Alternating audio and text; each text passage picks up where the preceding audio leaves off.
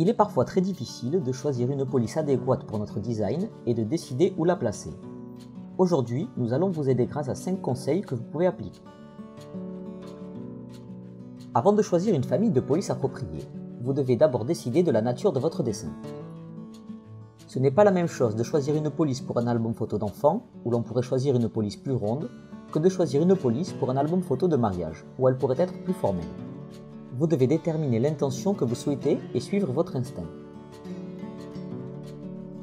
Profitez de notre première et dernière de couverture personnalisable pour placer le texte. C'est l'endroit idéal pour créer une introduction et une fin à votre livre photo. De plus, une idée simple et intelligente consiste à laisser une page avec du texte sous forme de chapitre ou introduire quelques explications.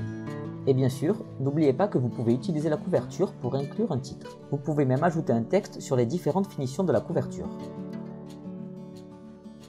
Utiliser trop de familles de police pourrait vous donner un sentiment de chaos, comme dans cet exemple. Essayez plutôt de vous concentrer sur un maximum de 2 familles de police et jouer avec ces variations pour créer des hiérarchies.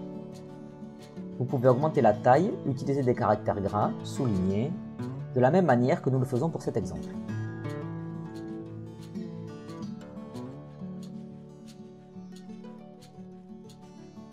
L'objectif le plus important en matière de texte est d'être lisible.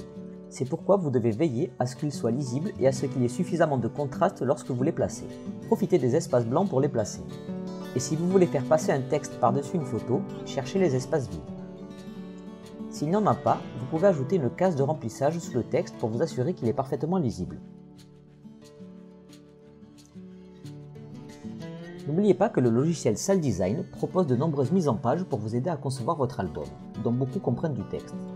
C'est toujours une bonne idée de les utiliser et de modifier le texte selon vos préférences. Il est maintenant temps de mettre ces conseils en pratique.